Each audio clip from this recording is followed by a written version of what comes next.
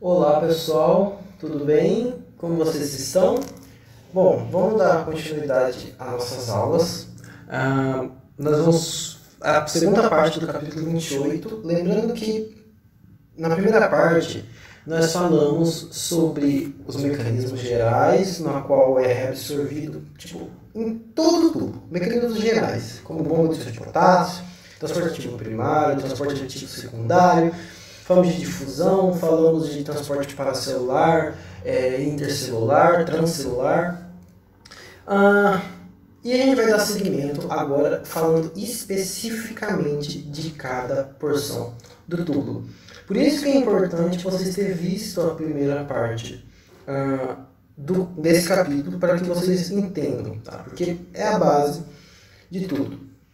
Antes de dar continuidade, gostaria que vocês compartilhassem esse vídeo com o pessoal da sua sala, da sua faculdade, para algum amigo que tem dificuldade nessa matéria em renal. Então, para dar um fortalecimento, para dar um incentivo para a gente, tá bom? Então a gente vai falar especificamente de cada porçãozinha do tubo. E a gente vai começar, eu vou abrir uma imagem aqui, a gente vai começar a falar do túbulo proximal. Tá? A gente vai começar a falar da primeira porção, logo quando nós temos aqui, o filtrado glomerular e aqui, logo a primeira porção do túbulo, o túbulo proximal. Essa primeira porção, nós vamos falar especificamente dela. E nessa aula nós vamos falar especificamente, do que acontece na asa de Henle, no seu segmento fino descendente, fino ascendente e espesso ascendente. Vamos falar especificamente do túbulo distal, túbulo coletor, cortical e medular. Tá? Então, de cada porção nós vamos desenvolver hoje. Tá bom? Então, vamos dar início. Vamos falar sobre reabsorção tubular proximal. Aí aqui o livro fala aqui o seguinte, cerca de 65% da carga filtrada de sódio e água, e porcentagem um pouco menor de cloreto, são reabsorvidos pelo túbulo proximal antes de chegar à asa de Henle. Tá, o que significa? Gente, 65% de todo soluto, 65% de todo soluto que adentrou aqui, passou pelo filtrado glomerular e já vai adentrar no túbulo proximal, 65% do sódio e água serão reabsorvidos só no túbulo proximal. Tá? O que a gente vai ver mais para frente é que outras partes do túbulo, por exemplo, asa de Henle, túbulo distal, a gente fala de 10, 25% de filtração de soluto. Aqui nós estamos falando de boa parte no túbulo proximal, ok? Então mostra que o túbulo proximal é muito potente em relação à reabsorção de soluto. Como que isso acontece? O porquê que o túbulo proximal tem essa característica tão ávida para reabsorver solutos? Aqui fala as características, tá? Por quê? Primeiro, as células do túbulo proximal possuem grande número de mitocôndrias, tá? E ali fala para suportar uma força de processos de transporte ativo. Como assim? Por isso a importância de vocês terem visto a primeira parte da aula, que basicamente falamos de bomba de sódio de potássio em tudo. A bomba de sódio de potássio a gente falou que é vasta na membrana basolateral, é rico. Então, para que uma célula suporte a bomba de sódio de potássio, a ATPase, a gente precisa de mitocôndria, porque ela que é responsável pelo metabolismo do ciclo de Krebs para formar ATP e etc. Então, é sinônimo. Se a gente fala que uma célula tem grande número de mitocôndrias, nós estamos falando que essa célula trabalha muito. De que forma? Com mecanismos que necessita de energia. No caso, a bomba de sódio e potássio, ATPase. Só ela? Não. Nós vamos ver que ao decorrer dos outros segmentos do tubo vai ter bomba de hidrogênio e potássio e etc. Mas que eu quero que vocês entendam que se uma célula tem grande número de mitocôndrias, significa que ela trabalha muito ativamente, tá? Então aqui, primeira característica do porquê que o túbulo proximal reabsorve grande quantidade de solutos, cerca de 65%, é porque essas células do túbulo proximal possuem muitas mitocôndrias, tá? Qual é outra característica? Extensa borda em escova ou em cepilho no seu lado luminal ou apical. O lado que está olhando para dentro do túbulo tem muitas células, possui uma borda em escova. Como assim? Deixa eu olhar aqui para o OBS para ver o que eu estou fazendo. Vocês concordam comigo que uma célula que tem isso aqui de superfície de contato, se eu aumento isso com uma borda em escova, olha só, eu aumentei a superfície de contato daqui a aqui, tá? Então, para que serve a borda em escova? Para isso, aumentar a superfície de contato. Quando eu aumento a superfície de contato com o túbulo, quando eu aumento a superfície de contato com o túbulo, ele aumenta a capacidade de reabsorver solutos, ok? Ele aumenta a capacidade de reabsorver solutos. Então, é essa a segunda característica do túbulo proximal ter essa capacidade de fazer 65% de reabsorção, é porque muitas mitocôndrias e uma extensa borda em escova. Qual é a outra característica? A terceira, extenso labirinto de canais intercelulares. Como assim? A gente falou na primeira porção da aula que tem como as células paracelular, os íons vão de meio transcelular ou paracelular. No caso, labirinto de canais intercelulares, os solutos passam entre as células, tá? Então, terceira característica. E outras características é que possui moléculas proteicas na sua membrana. Claro, a gente vai ter canais específicos de sódio, de potássio, que vão fazer essa reabsorção. Então, por isso que o túbulo proximal tem essa grande capacidade de absorção, de reabsorção e secreção, tá? Principalmente reabsorção no que tange a membrana. A gente tem borda em escova na membrana luminal e nós temos elevados números de mitocôndrias nas células, tá? E agora nós vamos falar dos mecanismos na qual as células do túbulo proximal fazem reabsorção. Para isso eu preparei um slide muito legal para vocês, tá? Eu preparei esse slide aqui. Qual que era o objetivo do canal quando eu criei ele? Que vocês tenham afinidade. Muitas pessoas, por que você não faz slide? Porque esse é o objetivo do canal. Vocês acompanharem a leitura do livro, criarem intimidade com o livro. Mas é claro, no que eu puder fazer para que melhore a didática, eu vou fazer. Então, eu criei esse slide aqui com os mecanismos muito legais, que eu aposto que vai valer o seu like, o seu comentário e o seu compartilhamento, tá bom? Então, nós vamos falar especificamente de cada parte do túbulo e agora vamos falar especificamente do túbulo proximal, ok? Como ele faz para reabsorver sódio? Como ele faz para secretar potássio? Como ele faz para reabsorver cloreto? A gente vai ver agora, tá bom? Aí aqui, ó, eu fiz aqui, ó, túbulo proximal. Ó, primeira metade do tubo proximal. Podem ver que aqui, ó, eu vou pegar aqui ó, o ponteiro laser. Ó, eu coloquei aqui para vocês se situarem. Nós estamos falando do túbulo proximal aqui, tá? E a gente está falando primeira metade do túbulo, como assim? Fisiologicamente, anatomicamente não, é uma porção só. Fisiologicamente, o túbulo proximal, na verdade, é dividido em 3 porções. Né? A primeira porção proximal, a distal e a que fica entre o meio, entre a distal e a proximal. S1, S2 e S3. Tá? Mas o Guyton divide em 2, primeira metade e a segunda metade. A gente vai pegar aqui, ó, o túbulo proximal, suponhamos que seja até aqui. Nós vamos falar da primeira metade do túbulo proximal e depois vamos falar da segunda metade do túbulo proximal, ok? Então a gente está falando da primeira metade do túbulo proximal, tá? O que acontece? Olha só, eu fiz aqui para vocês, ó, a gente tem o túbulo, tá? E nós temos aqui nosso querido capilar peritubular. Então nós temos a célula bonitinha aqui e nós temos o túbulo proximal e o capilar peritubular, ok? Olha só quem aparece de primeira.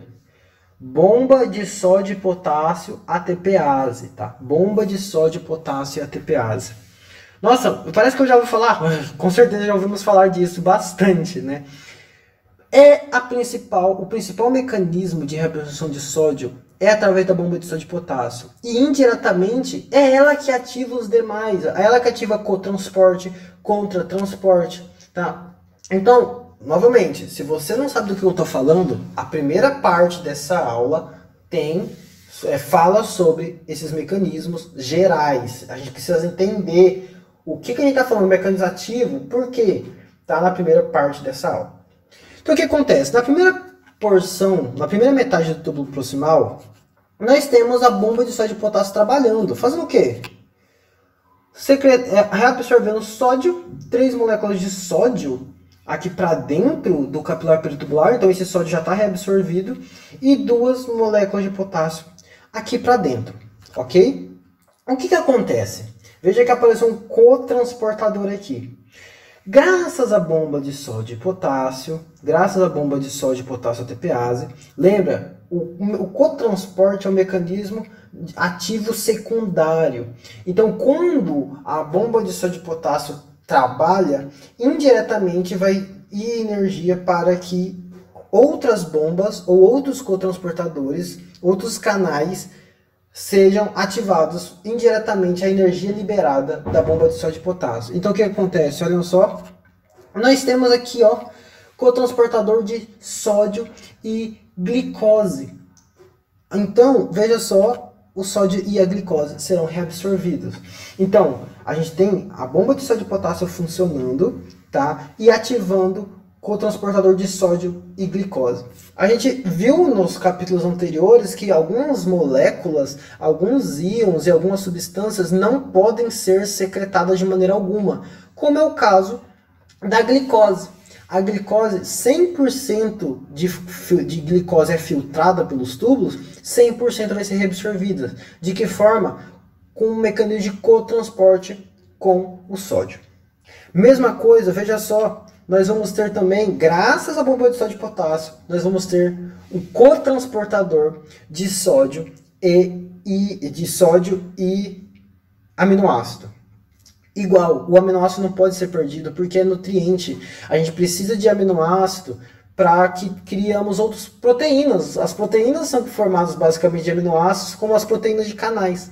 Tá? E muitas outras funções, igual a glicose. Olha só, a bomba de sódio e potássio ATPase está funcionando graças à glicose. Então vamos reabsorver toda a glicose que temos. Então veja só, nós temos aqui, ó, o sódio e o aminoácido sendo reabsorvidos, ok? Tá, e agora, o que mais? A gente vai ter a ativação, nós vamos ter uma bomba, um contratransportador agora. Graças à bomba de sódio e potássio, ATPase, que ativou o cotransportador, nós vamos ter também o contratransportador de sódio e hidrogênio. Como assim? Reabsorvendo, aqui ó, reabsorvendo o sódio e excretando para o túbulo hidrogênio. Olha o hidrogênio dentro do túbulo, ok? Vai favorecer isso também quando tivermos a oportunidade de desenvolver os capítulos posteriores, o 31 de equilíbrio ácido-base, nós vamos falar sobre o favorecimento do hidrogênio e do bicarbonato. Eu acho que a gente vai ter que acabar citando um pouquinho nessa aula também. Veja só, o que mais? Nós vamos ter que ter uma reabsorção de bicarbonato, tá? Como que faz isso? Esse hidrogênio que acabou de ser secretado dentro do túbulo, ele vai se encontrar com o bicarbonato que foi filtrado. Aqui, ó, por exemplo, o bicarbonato, ele entrou aqui, ó, na artéria aferente, mas ele teve que ser secretado. Então ele está dentro da luz tubular, tá? Então o que acontece? Nós temos que reabsorver esse bicarbonato. De que forma nós vamos fazer isso? Tá? Nós vamos ter uma reação química para que isso aconteça. Como? O hidrogênio que foi secretado graças ao contratransportador de sódio e hidrogênio vai encontrar o bicarbonato que está dentro do túbulo.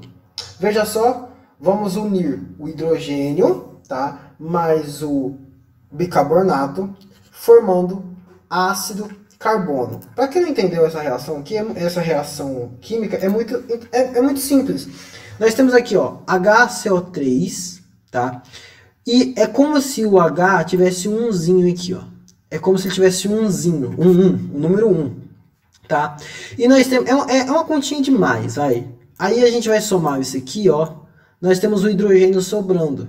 Então a gente vai unir os iguais. Hidrogênio com hidrogênio. Nós vamos ter quantos aqui, ó? 1, 2. Então a gente vai colocar 2 hidrogênios aqui. E vamos repetir o CO3, porque não tem nada para somar com ele. Se tivesse outro C, outro carbono, outro oxigênio, nós iríamos somar com ele. Mas como não tem, nós vamos repetir. Então vai formar o ácido carbônico, tá bom? E o que vai acontecer? Esse ácido carbônico novamente, isso é mediado pela enzima lidrasa carbônica, ele vai se dissociar novamente. Em que? CO2 e água. A gente consegue visualizar isso, veja só. Como que é a forma do H2O? Olha só. H2 nós já temos aqui, né? Então ele está aqui, ó. H2 está aqui. Tá? E o O, olha só, nós temos o C, que é o carbono, e o oxigênio tem 3 moléculas. A gente pode dividir, a gente pode distribuir esse oxigênio. Então, H2O é só um oxigênio, é como se fosse o Ozinho aqui, ó. Então, nós vamos pegar esse oxigênio e vamos colocar aqui, e vamos subtrair, porque ó, O3, a gente colocou um aqui e fica 2, tá? Esse aqui, ó, agora é um O2. Então, ó, o que sobrou agora? Nós temos aqui o C, vamos colocar o Czinho aqui, o O, e o 2 aqui, ó, que a gente tinha subtraído para formar o H2O. Ok? Então, ó, ácido carbônico se dissociou em CO2, dióxido de carbono e água. O que vai acontecer? Esse dióxido de carbono aqui, ele vai fazer uma coisa. Se a gente tiver a oportunidade de desenvolver, em respiratório a gente vai falar muito dessa substância, ela é muito interessante. Porque ela é um gás, ela é muito lipossolúvel. O dióxido de carbono está em todo lugar, tá? Igual o oxigênio, está em todo lugar. O que vai acontecer? O nosso dióxido de carbono, ele vai difundir muito facilmente para dentro da célula, tá? O que acontece? Dióxido de carbono dentro da célula. E o que mais tem de abundante dentro da célula? O que mais temos de abundância dentro da célula é água. Tá? É água. E isso vai fazer o caminho inverso do que a gente falou até agora. Graças à enzima anidrasa carbônica, que é uma enzima, a função da enzima é acelerar, é facilitar a catalisação. Então, olha aqui, água mais bicarbonato, água mais dióxido de carbono, aqui, ó, a gente já tem essa conta, ó, é só fazer o inverso. A gente vai ter ácido carbônico e vai se dissociar novamente em hidrogênio e bicarbonato, ok? O que vai acontecer? Esse hidrogênio no próximo ciclo, na próxima fase de reabsorção, ele pode vir para cá de novo e vai virando esse ciclo. Hidrogênio vai para fora, interage com o bicarbonato novamente e assim vai. E o bicarbonato, o que vai acontecer com esse bicarbonato que sobrou? A gente vai reabsorver ele, tá? A gente vai reabsorver ele. Ok. Veja só. Tudo isso que nós falamos no túbulo, primeira metade do túbulo proximal. O que eu quero que vocês entendam? A gente falou, 65% da carga de sódio é filtrada, é reabsorvida aqui. Tá, de onde que veio esse 65%? Olha só, a gente está reabsorvendo sódio aqui. Estamos reabsorvendo sódio aqui. Estamos reabsorvendo sódio aqui. Estamos reabsorvendo sódio aqui. Tá? Então, é muito soluto sendo reabsorvido no tubo proximal. Graças a quem? As principais. Graças ao elevado número de mitocôndrias que se encontra aqui, ó, muitas mitocôndrias para mediar, para dar força para essa bomba de sódio e potássio, ok? E graças ao que? Não deu para desenhar aqui, mas mais para frente tem um desenho que eu consegui, a bomba de escova, que facilitou, ó, a bomba de escova que aumentou a superfície de contato para dentro do tubo, ok? É muita coisa, mas dá para pegar. Ok? Qualquer coisa vocês voltam o vídeo e olhem novamente. Ó, a gente falou aqui, ó, tá aqui, ó. A gente falou, ó, primeira metade do tubo. A gente falou tá aqui, ó, fisiologicamente o que acontece até aqui. Agora a gente vai falar nessa segunda metade do tubo. A segunda metade do tubo ocorre um fenômeno muito interessante, que é o quê?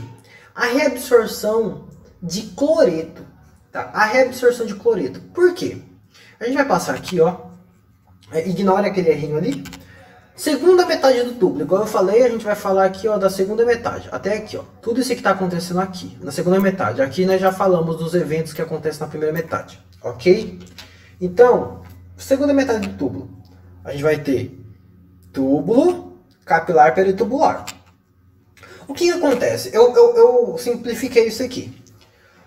Por causa que a glicose e o aminoácido, o sódio, foi reabsorvido na primeira metade do tubo, tudo que a gente já falou ali, graças ao cotransportador de sódio e glicose e o cotransportador de sódio e aminoácido, a glicose vai ser reabsorvida, né? Tudo isso que aconteceu que eu estou falando até agora, isso aqui, esse evento aqui a gente já desenvolveu na primeira parte, tá? O que acontece? Toda essa glicose vai ser reabsorvida. A glicose vai estar aqui para dentro, aminoácido, tá? E sódio, ok? Vai estar tudo aqui dentro.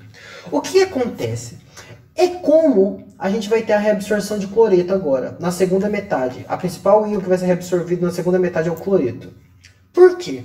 É como se no meio de todo esse glicose, aminoácido, sódio, bicarbonato, é como se o cloreto tivesse escondido. Tá? É como se o cloreto tivesse escondido aqui, ó. É como se tudo isso estivesse tampando o cloreto. Tá? A concentração de outros íons é tanta que o cloreto fica escondido. Mas quando a gente tem a reabsorção de glicose, aminoácido e outros íons, há um aumento da concentração de cloreto. Ou seja, entre aspas, o cloreto ele aparece. Né? Porque os outros íons deixaram ir o cloreto e ele começou a se concentrar. Então aumentou a concentração do cloreto no tubo. Então o que acontece, gente? Fisiologicamente, é como se aqui ó, fosse a primeira metade do tubo. Ó. Eu dividi a primeira metade e a segunda metade. Na primeira metade, nós temos aproximadamente 105 miliequivalentes de cloreto. Né? Por que 105? Porque a glicose e o aminoácido tamparam, meio que esconderam o cloreto. Quando a glicose e o aminoácido foram reabsorvidos, ficou 140 miliequivalentes de cloreto. 140. Ou seja, aumentou a concentração. Então o que vai acontecer? Todo esse cloreto, e eu coloquei, ó, muito importante, veja, entre células, por mecanismos paracelular. Tá vendo aqui, ó? Nós temos entre as células, a flechinha que eu coloquei é reabsorvida paracelular. O cloreto tá aqui, reabsorvido. Então, os mecanismos na qual o sódio, na qual o cloreto é reabsorvido é na segunda metade do túbulo proximal. Vamos dar uma olhada aqui no Guyton para ver como tá, se a gente conseguiu falar tudo certinho. Então, veja só, tá tudo que a gente falou aqui, ó. A gente vai ter glicose, ó, dissociação. O que ele fala aqui? A combinação de hidrogênio com bicarbonato para formar ácido carbônico. É aquele mecanismo que a gente falou lá no tubo. Hidrogênio formou mais o bicarbonato, formou ácido carbônico, se dissociou, ok? Ó, aqui ele fala, ó, de contratransporte de sódio com o hidrogênio, tá? Ele fala aqui, ó, o cotransporte de aminoácido com a glicose, tá bom? E ó, primeira metade é isso aqui. Olha a segunda metade, ó. Na segunda metade do túbulo tem concentração relativamente alta de cloreto, ó, 140, comparado ao início do túbulo proximal, cerca de 105. Por quê? Ele responde aqui, ó. Quando o sódio é reabsorvido, preferencialmente leva com ele glicose, bicarbonato e íons orgânicos no início do túbulo proximal, deixando para trás, ou seja, ele ficou oculto, uma solução mais concentrada de cloreto. Aí ele falou, na segunda metade do túbulo proximal, a concentração mais elevada de cloreto favorece a difusão desse íon na luz do túbulo pelas junções intercelulares. E eu acabei esquecendo de falar para vocês, por que o cloreto de fato foi reabsorvido? Porque ó, aumentou o gradiente de concentração de cloreto E aqui tem baixa concentração de cloreto. Meio mais concentrado para o menos concentrado. Nós temos um gradiente favorável de concentração. Por isso, nosso cloreto consegue ser reabsorvido. Ok? Vamos aqui para o nosso livrinho. E ó, tudo que a gente falou aqui, ó. Túbulo proximal. Ó, nós temos tudo que está indo aqui para dentro do túbulo é que está sendo secretado. E tudo que está saindo aqui do túbulo está indo para o capilar. Ó, nós temos 65% de carga filtrada. Ó. Reabsorvemos sódio? Confere. Cloreto? Confere. Bicarbonato? Confere. Potássio? Confere. Água? Confere, porque a água é reabsorvida junto com o sódio. Glicose e aminoácido? Confere. Ó, a secreção nós vamos falar. Até agora a gente viu o quê? Nós vimos hidrogênio. Foi secretado para a luz do túbulo para fazer aquela reação química. E o que é esse isosmótico aqui, Gustavo? Gente, isosmótico, nós também vamos tentar desenvolver nos capítulos mais posteriores. Isosmótico é quando nós temos tanto a mesma quantidade de reabsorção de soluto e a mesma quantidade de reabsorção de água. Por quê? Se nós temos mais águas do que soluto, esse meio vai ficar diluído, né? Vai ficar o solvente o solvente e o soluto, né? O soluto seria os íons e o solvente a água. Se a gente tem mais solvente que soluto, esse meio fica diluído, fica hipoosmótico. Agora, se a gente colocar só um pouquinho de água e cheio de sódio, glicose, cloreto, vai ter mais soluto do que solvente, ou seja, vai ter mais soluto do que água. Esse meio vai ficar rico, vai ficar concentrado, tá? O que vai acontecer? Esse meio vai ficar hiperosmótico. Mas o que acontece aqui no caso do túbulo proximal? Vai ficar isosmótico, porque a mesma quantidade de soluto que a gente reabsorve de água também. Tá? Por isso esse meio vai ser isosmótico. Não vai nem aumentar tanto o gradiente de concentração, nem diminuir. Tá? Concentrações de soluto ao longo do túbulo. Aqui eu não vou ficar lendo, eu vou passar logo aqui para vocês. Ó. Como assim? Gente, o que é importante vai ser reabsorvido pelo corpo. Consequentemente, a concentração dentro do túbulo vai cair. Ué, o que a gente falou aqui, gente? Ó. Vamos falar aqui ó, no nosso slide. Ó. Como é que estava a concentração de cloreto aqui no túbulo? Alta. Quando eu reabsorvi, caiu a concentração de cloreto. Eu tirei tudo isso aqui e reabsorvi. Então, a concentração de cloreto cai. Agora, se eu não tivesse reabsorvido o cloreto, a concentração ia aumentar. Então, é isso que esse gráfico do Garrett ele quer falar. Como, por exemplo, bicarbonato, a concentração do túbulo cai. Por quê? Porque foi reabsorvido tudo. Não tem nada no túbulo, ok?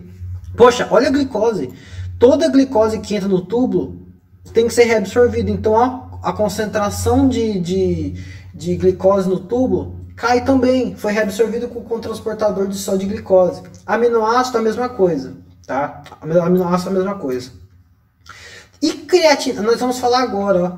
E creatinina e ureia estão aumentando dentro do túbulo? A gente falou nos primeiros capítulos de substâncias inatas, substâncias, dejetos metabólicos do metabolismo, como creatinina e ureia.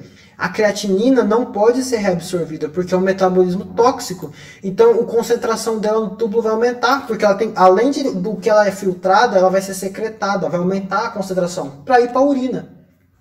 A ureia nem tanto, porque 50% de ureia vai ser reabsorvida. Então, a concentração dela é menor do que a creatinina, porque ela é reabsorvida, mas também é secretada.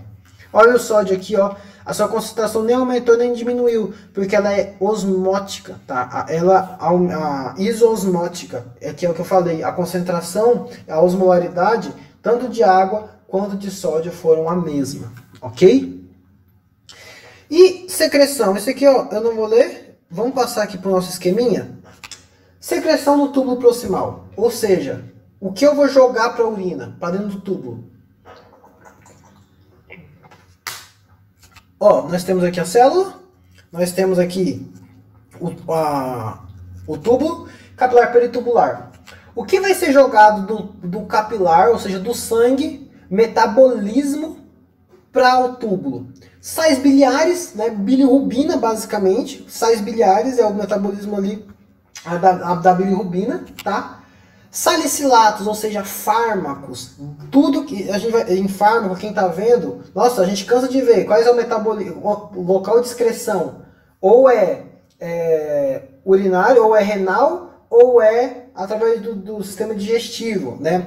Então, salicilatos, penicilina, esses remédios, esses fármacos, né, AINES e os antibióticos que estão no sangue vai ser secretado.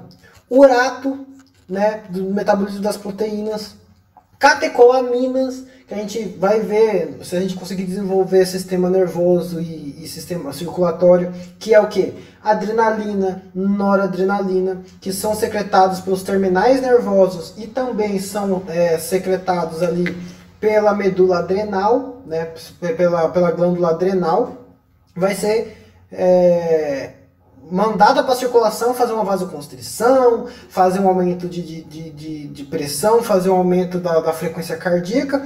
Terminou de fazer o efeito que é a catecolamina, ela vai para a circulação e vai ser secretada. Oxalato também, tudo isso vai ser, salicilato, a penicilina, vai tudo ser secretado para o túbulo, ok? Então é basicamente o que o nosso Guyton fala tudinho aqui. E agora, transporte de soluto de água na asa de Henle. Essa asa de Henle é muito interessante. Por quê?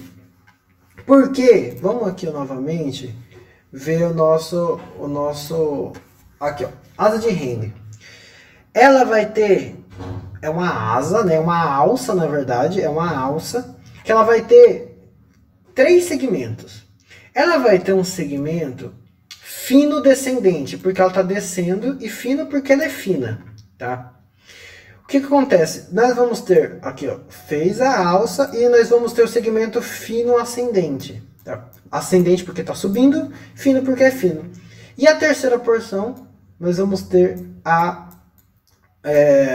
o segmento ascendente espesso. Da mesma forma que o túbulo proximal era dividido fisiologicamente na porção que aqui era mais reabsorção de sódio, glicose e aminoácido, aqui vai ser mais reabsorvido cloreto. Mesma coisa, na primeira porção vai ser reabsorvido um determinado soluto, na segunda porção um determinado soluto e na porção final um determinado soluto, ok?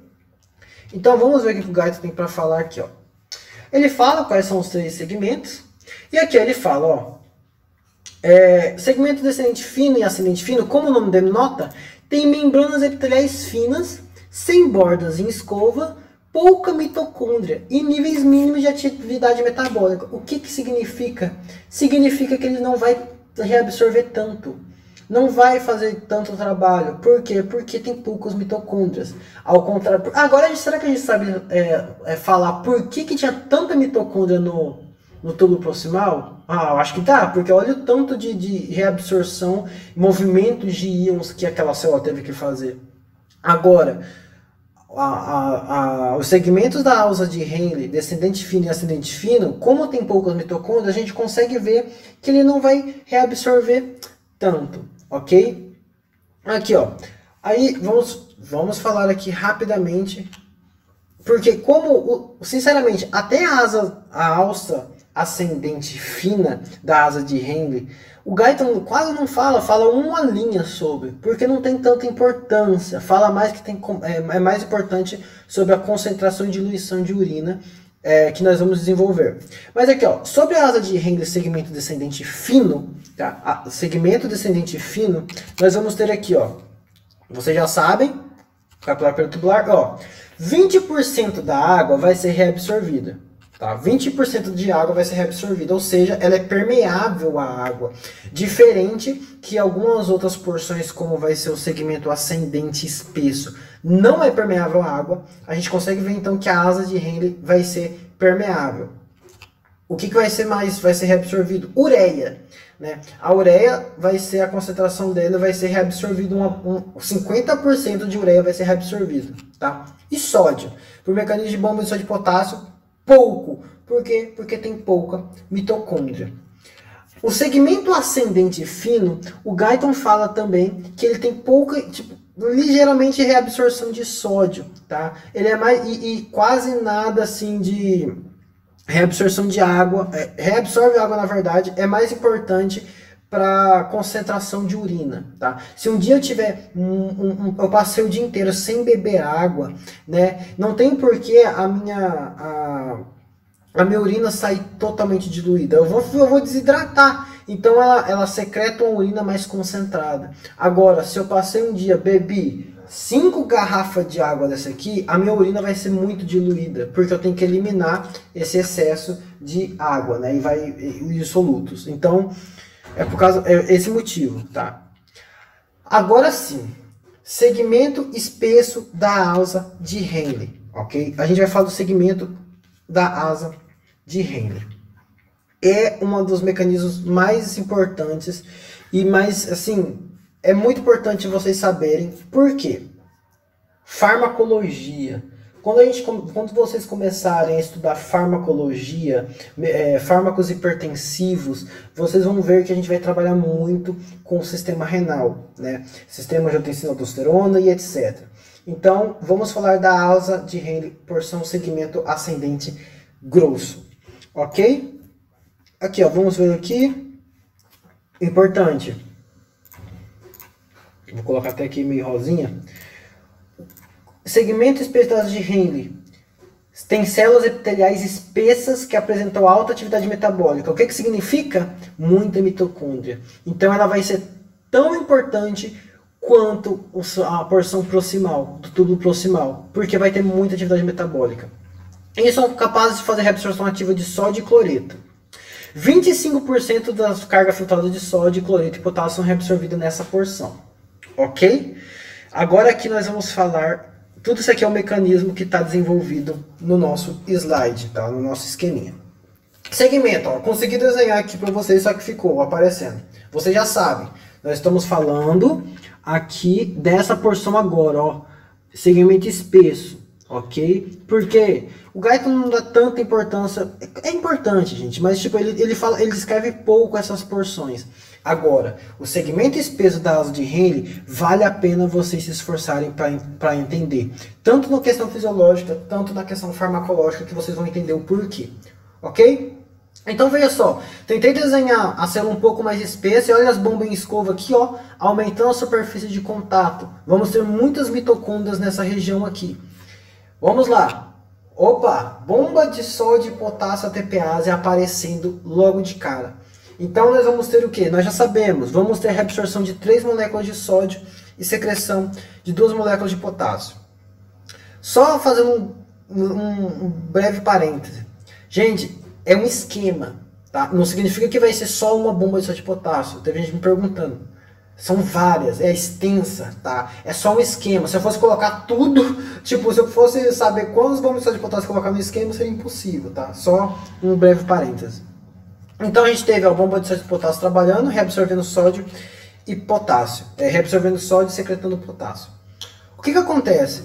Quando a bomba de sódio e potássio trabalha, ela vai liberar energia iônica, gradiente iônico, para ativar ou um cotransportador ou um cotransportador.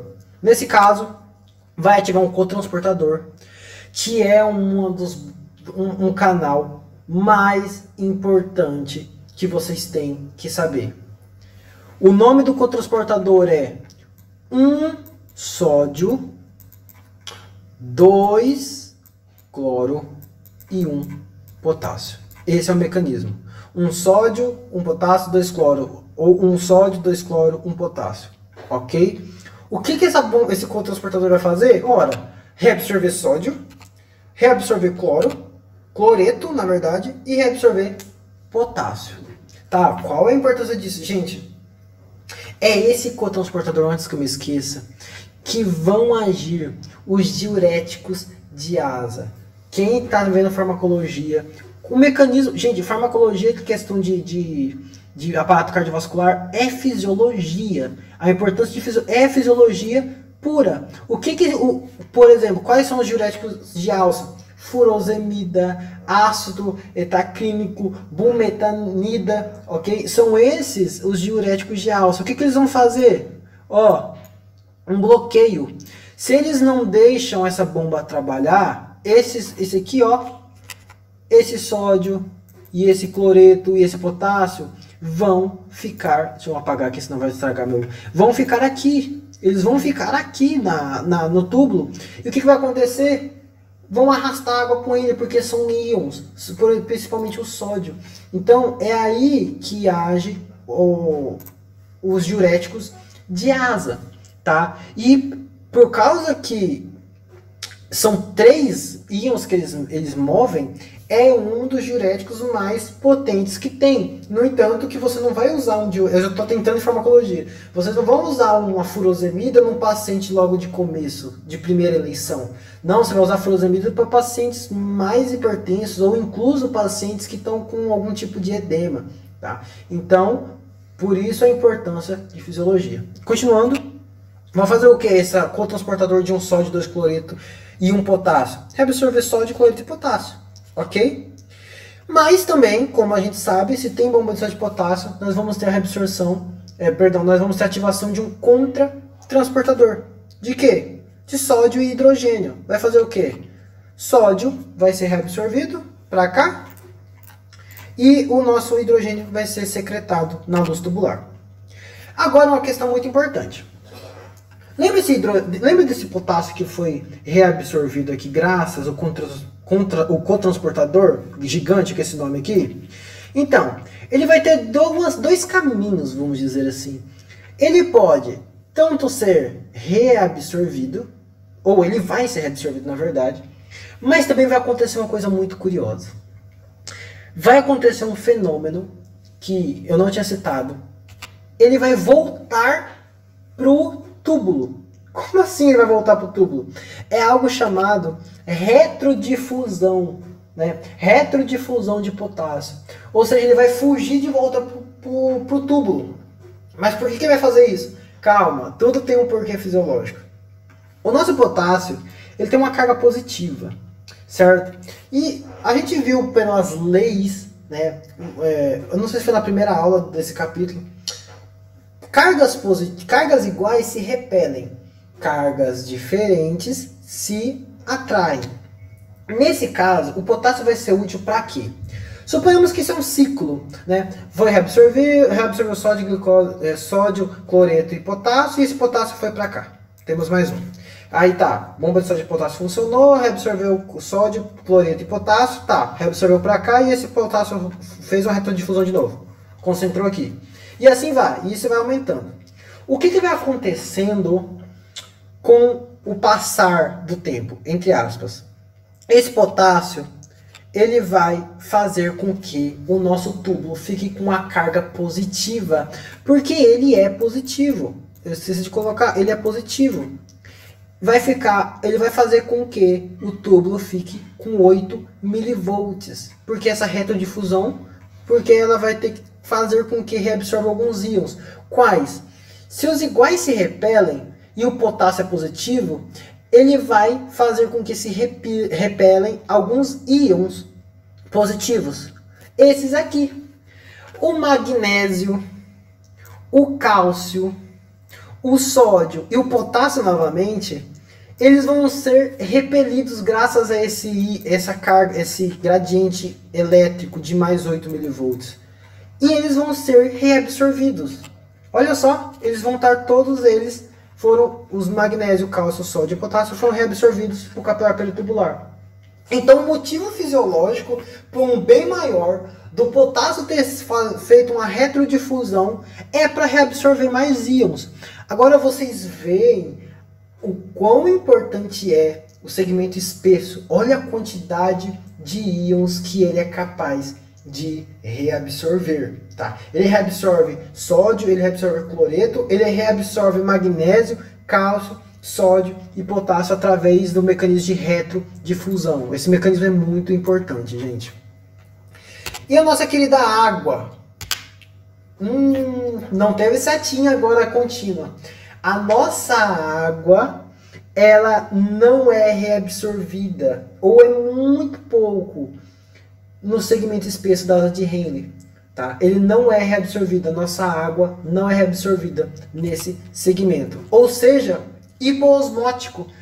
Esse segmento é conhecido como segmento diluidor, ou seja, essa água vai banhar todo esse tubo, cheio de água, tá? Água, água, água, água e água.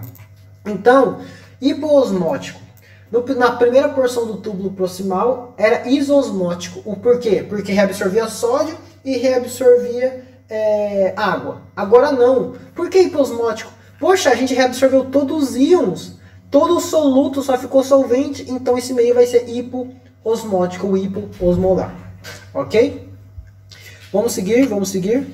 Túbulo distal. Agora nós vamos falar aqui, ó, rapidinho, sobre... vamos ver se está tudo certo que a gente falou. Na asa ascendente espessa existe movimentação graças ao cotransportador, um sódio, 2 cloreto e um potássio. Ok?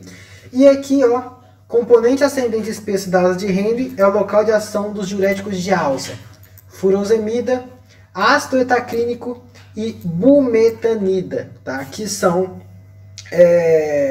diuréticos de alça, tá? Tudo isso nós falamos. Olha só, falou também o texto, ó, magnésio, cálcio, sódio e potássio vão ser reabsorvidos graças à retrodifusão, retrovazamento de íons potássio, tá? Deixa o túbulo mais 8 mV e favorece a reabsorção desses íons, tá? Ó, se difundam pelo espaço paracelular, né? Paracelular, tá? E olha aqui, ó, segmento espesso da asa de Henle é praticamente impermeável à água, né? O que é conhecido aqui, ó, deixa muito diluído, tá? Deixa muito diluído esse túbulo. Vê como é mais fácil fazer esse mapa, essa espécie de mapa mental, a sequência, do que ficar lendo. Então, se você sentiu dúvida em algum momento, volta, anota as flechinhas de onde é que tá, porque pode ter certeza que é mais fácil através desses esqueminhas do que em texto, né? Ok, ó. A asa de Henle fina, ó, água, porque, ó, veja só, ela é fina. E a asa espessa, ó, as células é muito espessa. E ó o tanto de mitocôndria aqui, ó, tudo isso aqui é mitocôndria. E hiposmótico, ó, a gente secreta hidrogênio, mas olha o tanto de íon que a gente reabsorve. Então, se a gente está reabsorvendo tanto íon e ainda a água não é reabsorvida, esse meio vai ficar hiposmolar, tá? Vai ficar hipoosmótico. E aqui, ó, igualzinho o que eu disse para vocês, ó, tá aqui o mesmo desenho, só que eu coloquei as flechinhas se movimentando e tudo mais. Observam aqui, ó, o retrodifusão de potássio, retrovazamento de potássio. Ok. E túbulo distal? Né? O túbulo distal é muito interessante e é relativamente fácil. Lembrando que o túbulo distal, ele passa pela mácula densa, né? Ele passa pela mácula densa, que é o quê? Que é aquela região especializada que detectam câmbios de cloreto de sódio. E através da mácula densa que vai fazer todo aquele sistema renina, angiotensina, aldosterona. Ok? Através da mácula densa, que eu acho que foi desenvolvido nos primeiros capítulos. Senão a gente vai ver em circulatório, a gente repassa novamente. Ok? E aqui, ó, vamos falar aqui do túbulo distal, ó. Desenvolvemos bastante coisa, ó. Falamos de todo o túbulo proximal, já falamos da asa de Henle, e agora nós vamos falar aqui, ó, do túbulo distal, ó. Essa porção aqui, ó. Essa é a porção do túbulo distal, ok? E é relativamente fácil, ó. Vocês já sabem, túbulo, capilar e célula. Olha só novamente, nós temos a bomba de sódio e potássio ATPase trabalhando, fazendo de sempre, reabsorvendo sódio e secretando potássio e ativando um cotransportador, que é o que? Esse aqui a gente não conhecia, é o cotransportador de sódio, tá? E cloreto, tá? E é muito importante novamente, por quê? Porque é aqui também que vai atuar os diuréticos tiazídicos. Os diuréticos tiazídicos vão trabalhar aqui, como a hidroclorotiazida, tá? Eles vão trabalhar aqui, inibindo essa bomba. Se essa bomba não trabalha, olha só, o sódio e o cloreto ficam aqui e vão fazer osmolaridade e vão arrastar a água, por isso é um diurético, ok? E vai fazer o que? O cloreto vai ser reabsorvido por um canal de cloreto, ok? E ó, água e ureia, né, vão bloqueado, também não vão ser reabsorvidos. Vocês podem ver que, no entanto, que aqui é conhecido, acho que coloquei segmento diluidor. Isso. Olha só, vocês observaram. No tubo, na asa, no segmento espesso da asa de Henle, água também não era reabsorvida. E aqui também, água não é reabsorvida. Ok? Vamos ver aqui, ó. Cotransportador de sódio e cloreto, graças à bomba de sódio e potássio ATPase, ok? Diuréticos tiazídicos vão trabalhar nesse cotransportador, ó. Veja aqui, ó. Ele colocou um negativinho aqui, ó. Diurético tiazídico vão agir aqui nesse cotransportador. Ok? Túbulo. Estamos acabando a nossa aula, tá? Estamos acabando a nossa aulinha.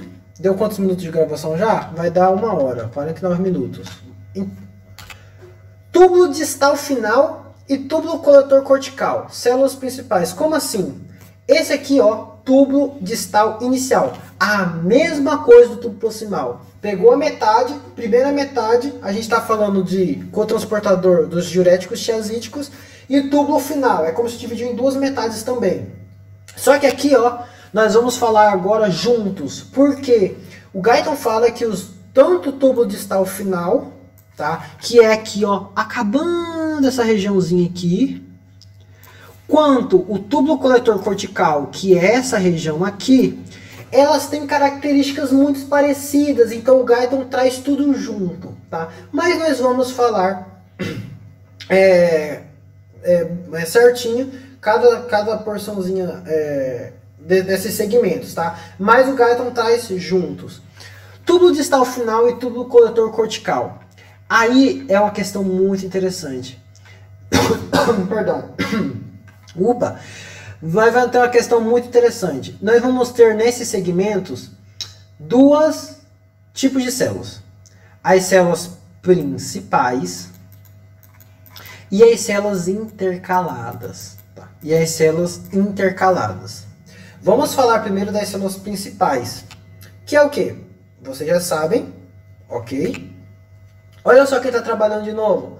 Bomba de sódio e potássio. E o que vai fazer? Olha só. Graças à bomba de sódio e potássio, vão ser ativadas aqui, ó. Aqui é muito interessante. Lembra daquele mecanismo que nós falamos do gradiente de concentração, que aqui tem pouco sódio, né? Como o sódio está sendo reabsorvido, o gradiente de sódio aqui cai, ok? E aqui nós temos bastante sódio no túbulo. Graças a esse gradiente de concentração, nós vamos ter canais de sódio específicos no lado luminal da membrana, olha, que vão reabsorver o sódio, tá? E o que vai acontecer? O potássio também, ó, o potássio ele está indo para dentro da célula. O que acontece? É o inverso, ó. O potássio está aumentando de concentração. Ó, o potássio está aumentando de concentração. Por quê? Ó, mandou 3 sódio para fora, caiu a concentração de sódio. Por quê? Já está menos 3. Só que aqui, ó, o potássio. O potássio foi jogado para dentro da célula. Já está com mais 2. Próximo, entre aspas, ciclo. 3 sódio para fora. Cai gradiente de sódio. Manda o potássio para dentro. Aumenta o gradiente de potássio. E o que acontece? Ó, o potássio concentra dentro da célula, favorecendo um gradiente de concentração. Esse gradiente de concentração é do meio mais concentrado para o menos concentrado. E o potássio vai ser secretado, ok? Então, as células principais é o que? É reabsorção de sódio e secreção de potássio. É simples. E aqui é importante também que nós vamos ter, vamos dar uma olhadinha aqui, ó. Células principais. Vamos ter, ó, eles vão depender da atividade de bomba de sódio e potássio. Por quê? A bomba deixa baixa concentração de potássio dentro da célula, o que favorece a difusão de sódio para dentro das células, que foi o que eu falei. Já a secreção de potássio é o contrário. O potássio entra na célula pela ação da bomba e aí começa a aumentar a concentração intracelular. E o que vai acontecer? Ele vai difundir para o túbulo. Por quê? Porque aumenta o gradiente de concentração de potássio. Tá? E aqui, ó, novamente, gente, novamente, a importância de fisiologia na farmacologia cardiovascular. Nessas bombas, tanto de sódio e potássio, quanto nesse canalículo aqui de sódio, vão atuar fármacos. Como, por exemplo, o mais conhecido é a espironolactona, que é antagonista da aldosterona. Lembra do sistema renino de anticoncepção da aldosterona? Ah, ela mesmo. A aldosterona vai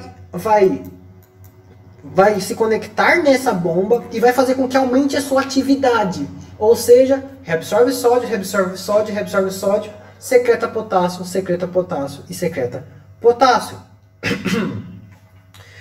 O que acontece? Se a gente bloqueia a ação da aldosterona, não deixa que isso aconteça, o que vai acontecer?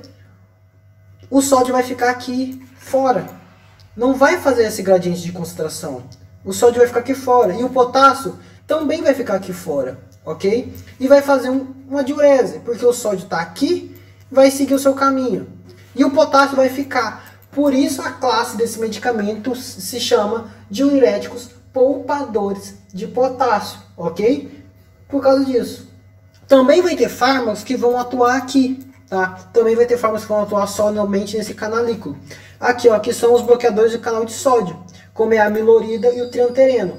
Se esse canal de sódio está bloqueado por causa do fármaco, o sódio não vai conseguir passar e vai ficar no túbulo e vai ser excretado. Ok? É bastante coisa, mas vocês passando calmamente, repassando, vendo os esqueminhas, vocês vão conseguir, tá? Por isso que eu quis fazer separadinho essa aula com calma para que vocês entendam.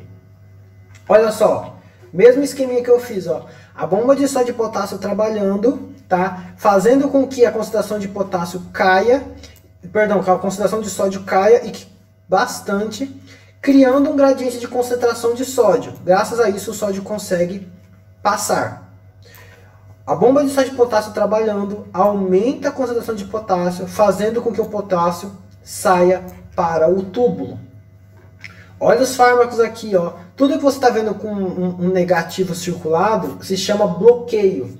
Os antagonistas da aldosterona, como é a espironolactona e a esplerenona, vão bloquear essa bomba, ok? E os bloqueadores do canal de sódio, amilorida e triantereno, vão bloquear esse canalículo. Tá? Fármacos que aumentam a produção de aldosterona, doenças que aumentam a secreção de aldosterona, hiperaldosteronismo, você vai ter que usar a espironolactona. Por quê? Porque vai bloquear a ação dela. Certo? Lembra que eu falei que o túbulo distal, porção final, e a porção do túbulo coletor cortical tinha dois tipos de células. As principais, que a gente acabou de falar. Essas aqui são as células principais. E agora nós vamos falar das células intercaladas. Tá? Células intercaladas. Vamos passar aqui, ó. Ignore esses negócios que ficam, mas vocês vão entender. E agora eu quero que vocês entendam. Tá? Eu gosto de repetir bastante. Não tenho pressa para que vocês entendam. O túbulo distal, porção final, a segunda porção do túbulo distal e a porção do túbulo coletor vão ter dois tipos de células. As células principais e as células intercaladas. As principais nós acabamos de falar. As células intercaladas, elas vão ter dois tipos novamente. Elas vão ter o tipo A e o tipo B. Ok? Sendo que o tipo A e o tipo B compõem 30 a 40% das células desses tubos, dessas porções dos túbulos, ok? O que acontece? As células, deixa eu ver se é isso. As células do tipo A estão aqui e as células do tipo B estão aqui.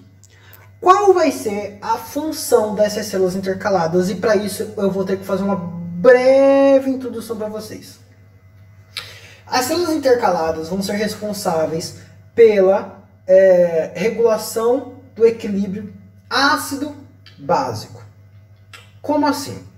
O nosso corpo ele tem que se manter numa faixa de pH entre 7,35 e 7,45, dentro dessa pequena faixa. O que acontece? Quando o nosso corpo se desregula nessas faixas, nós vamos ter um transtorno ácido básico. E o nosso corpo, perfeito como é, ele tem 3 formas e 3 níveis de corrigir essas alterações do pH. Ele pode fazer por meio do sistema tampão, que usa hemácias e proteínas, que dura cerca de segundos. Nós temos a segunda maneira, que é através do sistema respiratório, como? Fazendo uma hiperventilação ou uma hipoventilação. Com a hiperventilação ele elimina muito CO2 e com o ácido carbônico. E com a pouca respiração ele retém esses ácidos. E o sistema renal, que é o mais importante que nós estamos falando aqui. O sistema renal é o mais potente dos reguladores. E como que ele faz isso? Usando essas células intercaladas. As células intercaladas do tipo A, vai ser utilizado no nosso corpo quando nós estivermos numa situação de acidose, tá? Quando o nosso pH estiver abaixo de 7,35. Algumas patologias causam uma acidose metabólica, como por exemplo a cetoacidose diabética. Então o que vai fazer? As nossas células vão fazer de tudo para que corrijam esse pH. Você está 7,30 para que suba para 7,35 um pouquinho, tá? Para que elimine esse ácido. Uma coisa que eu tinha esquecido de falar. De que forma o nosso rim regula esse equilíbrio ácido básico? Se o nosso corpo tiver numa acidose, muito ácido, o que a gente pode fazer? Eliminar esse ácido, jogar fora o que está esse ácido. Se o nosso corpo estiver em uma alcalose ou muito básico, muito básico, o que a gente vai fazer? Joga fora essa substância básica, essa substância álcali. Então é isso, ele vai eliminar o que está de excesso, ok? E eu fiz uma mnemônica muito interessante para vocês não confundirem. As células intercaladas de tipo A trabalham na acidose, eliminando o ácido. Qual é o principal ácido que nós temos? Hidrogênio. As células intercaladas de tipo B, como não tem como encaixar, vão trabalhar quando o nosso corpo estiver muito básico, ou seja, numa alcalose, ok? Agora nós vamos falar de quais são os processos que o nosso corpo utiliza para eliminar ácido, no caso das células do tipo A, e caso tiver que eliminar álcali no caso do tipo B, ok? Vamos seguir. Nós vamos ter o CO2, tá? Do nada, porque o CO2 a gente já conhece ele das reações acima, ele é um gás muito lipossolúvel. O que acontece? Ele vai adentrar dentro da célula e ele a substância que tem mais função, mais quantidade dentro da célula, água, tá? Vamos ter a água. O que vai acontecer? Nós já sabemos. A anidrose carbônica vai fazer com que o ácido vire ácido carbônico, ok? E isso vai se dissociar em hidrogênio e bicarbonato. Nesse caso, como a célula de tipo A trabalha na acidose, ele vai ter que eliminar hidrogênio, porque é o hidrogênio que está causando a acidose. Então ele vai ter que eliminar. Como? Através de bombas de hidrogênio que usam ATP. Agora lembra que eu falei que não existe só a bomba de sódio, potássio, ATPase, existe outros tipos de bombas. E nesse caso nós estamos vendo a exceção. Nós temos uma bomba que usa ATP, que secreta hidrogênio para dentro do túbulo, tá jogando fora. Eu quero que você vá fora porque você está acidificando o meu sangue. E hidrogênio ATPase. O que vai fazer? Vai secretar hidrogênio para o túbulo e vai reabsorver potássio. Ok? Esse potássio vai ficar aí? Não. vai ter um canalzinho para o potássio e o potássio vai ser reabsorvido. Ok? O potássio vai ser reabsorvido aqui. E agora? Nós vamos ter que dar um jeito nesse bicarbonato. Por quê? Porque o bicarbonato, o nosso querido bicarbonato, ele é uma das principais substâncias básicas, é uma base fraca, para fazer com que alcalinize esse sangue. O nosso problema não estava que estava ácido, então, além de nós secretar esse ácido para fora, que nós não queremos, nós vamos reabsorver as substâncias básicas para que esse pH suba um pouco, tá? De 7, por exemplo, 7,25 suba para 7,30, 7,35, que consiga subir um pouco. De que forma? Secretando hidrogênio, que é ácido, e reabsorvendo substâncias básicas. Como? Nós vamos ter um contratransportador de quê? Bicarbonato para o sangue e cloreto. Ok? Olha só, bicarbonato para cá sendo reabsorvido e o cloreto sendo secretado. O que vai acontecer? Igualzinho o potássio aqui, ó. Vai ter um canalzinho aqui em cima, ó, não coube ali por muito esquema, vai ser reabsorvido, vai ser secretado esse cloreto para fora. Entendido? E agora, vocês viram, nós tivemos que secretar hidrogênio e reabsorver bicarbonato. E a tipo B? Gente, a tipo B, o Gaito ainda fala isso. É igualzinho que você está vendo no tipo A, mas com as bombas trocadas de lado. Tá? Vocês vão entender. De que maneira, gente? Tipo B usa o quê? Quando o corpo está muito básico. Tipo B, básico. Então vai ter que secretar bicarbonato, que é básico, então tem muito, você toma alcalose, tem muito bicarbonato.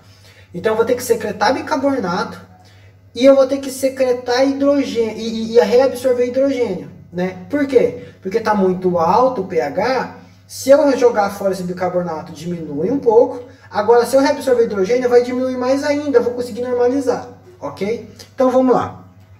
Nós vamos ter também, mesma coisa, um gás muito lipossolúvel, que é o CO2, vai encontrar a água, que vai formar ácido carbônico, que vai se dissociar em hidrogênio e bicarbonato. O que vai acontecer? A gente sempre começa pela bomba, tá? Pela bomba. Não tem como um contratransportador funcionar sem a bomba. Mas enfim, hidrogênio, olha só, nós vamos ter a bomba de hidrogênio. Aqui o hidrogênio estava sendo secretado. Mas aqui o hidrogênio está sendo reabsorvido. E nós vamos ter a bomba de hidrogênio, potássio, ATPase. Fazendo o quê? Com que o hidrogênio seja reabsorvido e o potássio aqui, ó, entrando na célula. O que vai acontecer? É tudo ao contrário, gente. O potássio, olha só, vai ter o seu canalzinho, vai ser secretado para fora. Olha só, o potássio aqui estava sendo reabsorvido e aqui vai ser secretado. E o bicarbonato? Ora, o bicarbonato vai ter a mesma bomba. Lembra que eu falei que literalmente só vão inverter os lados da membrana? É tipo isso. Nós vamos ter, ó, nosso canal, o contratransportador de bicarbonato e cloreto, fazendo o quê? Secreção de bicarbonato no túbulo e reabsorção de cloreto.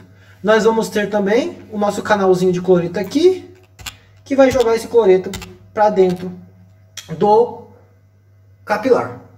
Vocês viram como é importante as células intercaladas no nosso equilíbrio ácido básico? E que eles usam a base, é o mesmo canal, é os mesmos canalículos, só que o que acontece é invertido. O que estava secretando agora vai ser reabsorvido, e o que estava reabsorvendo e agora vai ser secretado. Ok? Então acabou a nossa aula, ó. Basicamente tudo que a gente falou está aqui. Ok? E aqui ele faz um resumo que, como era tudo junto, o túbulo distal final e o túbulo cortical, o túbulo coletor cortical, ele faz um resumo, ó. Ele fala que são impermeáveis à ureia e à água, ok? Que a gente já falou. Os segmentos, tanto do túbulo distal final quanto do coletor cortical, reabsorvem sódio. De intensidade dessa reabsorção é controlada pelos hormônios, especialmente pela aldosterona, que nós falamos, que é a primeira, a porção das as células principais, ok? E aqui, ó, células intercaladas do tipo A, né, podem secretar ativamente hidrogênio, ok? E a de tipo B, cadê? Secretam bicarbonato. E aqui, ó, é importante falar aqui. As células intercaladas do tipo A são especialmente importantes na eliminação de íons hidrogênios, enquanto reabsorve bicarbonato na acidose. As células intercaladas do tipo B apresentam funções opostas às do tipo A e secretam bicarbonato para a luz tubular, enquanto reabsorvem íons hidrogênio na alcalose, ou seja, tipo B básico. Lembram disso, ok? E aqui tá, ó, bonitinho falando, ó, tudo que é da tipo A, veja novamente, ó, dióxido de carbono, reação, aqui ó, hidrogênio sendo secretado por duas bombas, o potássio aqui, o bicarbonato que sobrou contra transportador de bicarbonato e cloreto. E aqui é os lados opostos da membrana, né? Tá aqui a reação enzimática, reação química através da anidrose carbônica. Nós vamos ter, ó, o hidrogênio sendo reabsorvido por duas bombas, o bicarbonato, ó, sendo secretado através do contratransportador, né? O cloreto que vai sobrar vai ser reabsorvido através do canalículo especial e o potássio que vai ser secretado também.